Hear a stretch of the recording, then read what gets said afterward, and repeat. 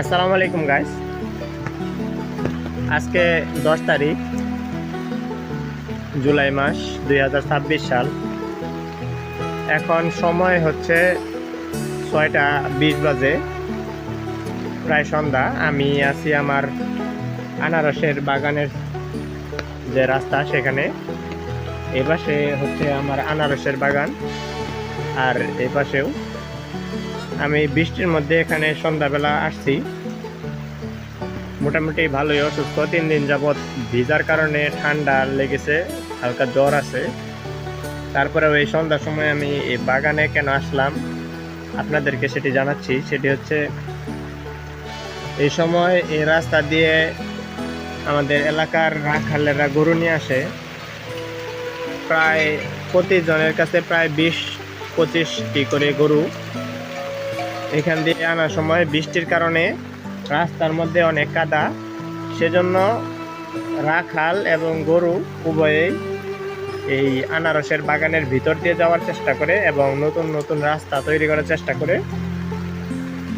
এবং গরু যদি 2-1টা ভিতরে ঢুকতে পারে তাহলে যে আনারস, নতুন যে আনারসগুলো বের হচ্ছে সেগুলো নষ্ট করে ফেলে, মানে কামড় দিয়ে খেয়ে ফেলে। অর্ধেক খায় আর অর্ধেক নষ্ট করে।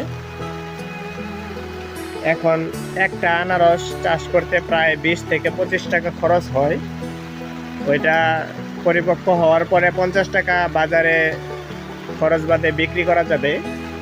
তো এইভাবে যদি আনারস প্রতিদিন 10টা-15টা করে আনারস নষ্ট করে ফেলে, তাহলে আমরা এই বাগান থেকে যে টাকা খরচ করেছি সে টাকাই তুলতে পারবো না।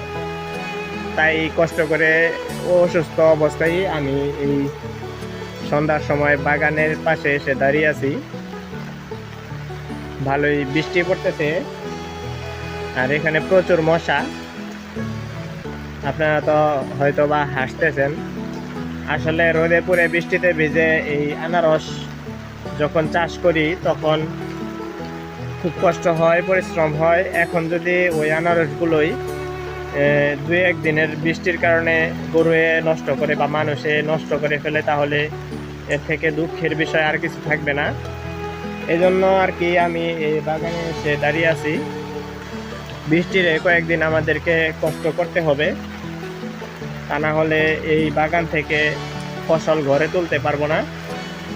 আমার সিজনের আনারস মোটামুটি বড় হয়ে গেছে, আর নতুন কিছু আনারস বের হচ্ছে, সেগুলো কয়েক মাস পরে বিক্রি করা যাবে। তো এই বৃষ্টির সময় এই সময়টাকে স্মরণীয় রাখার জন্য আর কি ভিডিওটি করা। সবাই ভালো থাকবেন। আসসালামু আলাইকুম।